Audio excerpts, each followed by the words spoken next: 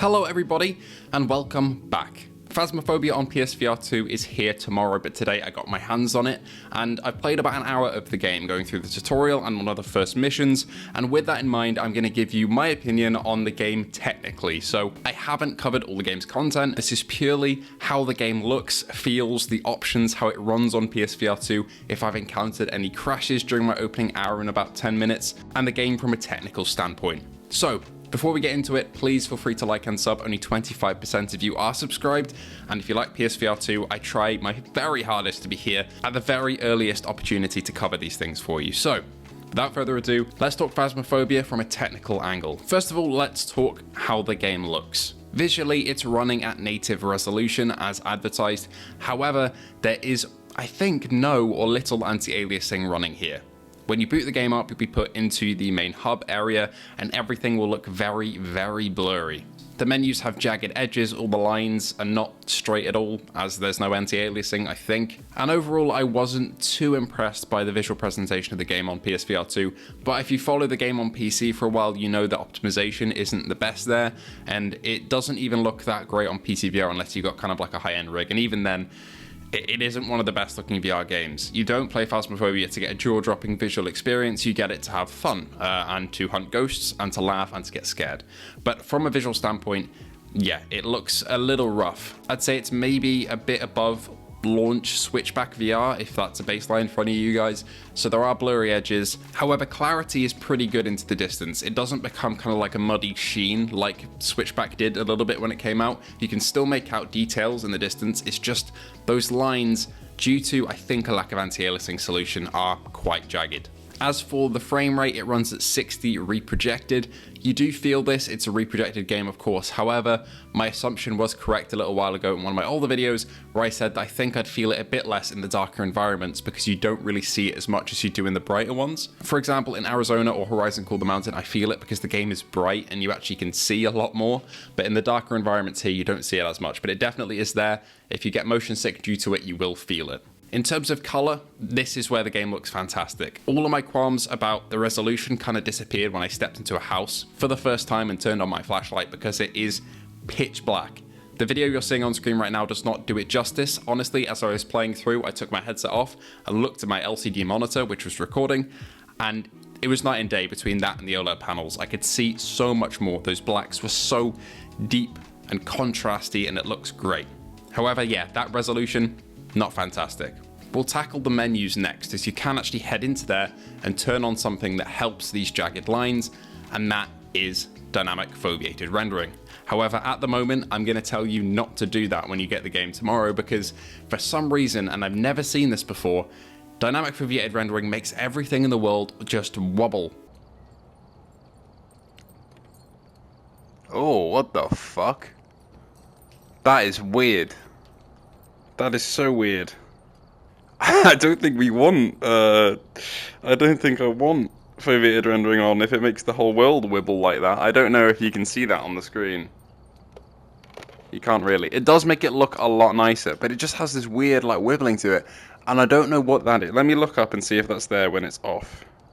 It just wobbles around, and it feels like you're having an earthquake around you a little bit. It's not like when you move, everything shakes, but it just seems to be there's some sort of weird distortion around the edges for you as a player in the headset. I don't know if it's that visible really in the footage that I've captured, but it is noticeable in the headset to the point where I felt a little uncomfortable playing with it turned on. So I have it turned off, and I'd recommend you do the same until there is a fix. It does offer a bit of a boost in resolution though, as I felt I could read text a bit clearer.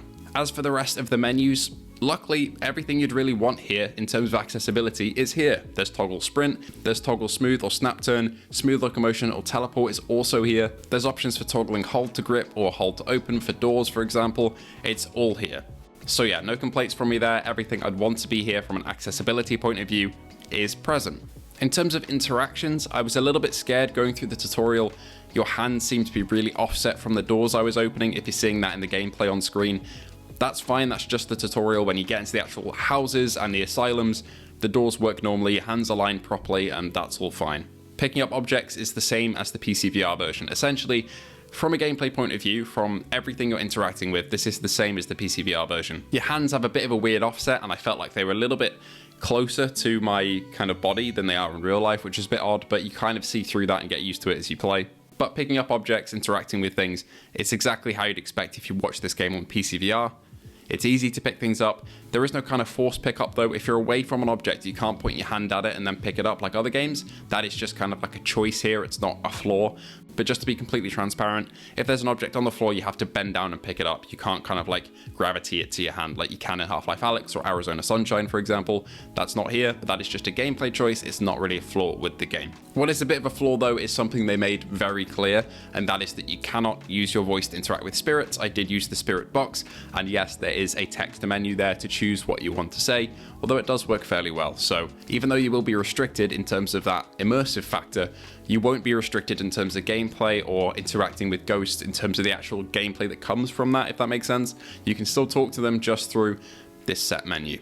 One disappointment though is the lack of PSVR2 haptics and features. Opening doors, turning on flashlights, doing all that stuff didn't really seem to make any haptics go off, at least from what I can recall. If they did, they're so subtle that I didn't really remember them at all, but yeah, didn't make an impression. I don't think they're here, which is a bit of a missed opportunity, I think. With that all being said, if you wanted to play Phasmophobia and you knew about the jank and you knew about it being a bit wonky on PCVR, it is similar to that here. And if you're completely content with that, you're going to be happy because this is Phasmophobia, everything included. I didn't run into any crashes or any hitches in terms of frame rate or anything.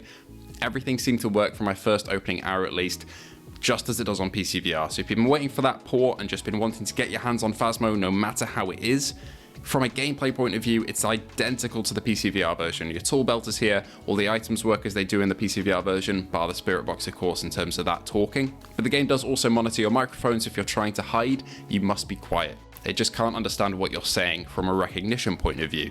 But yeah, if you've been waiting for Phasmo and you just want that ghost hunting fun experience, this is it. It's here.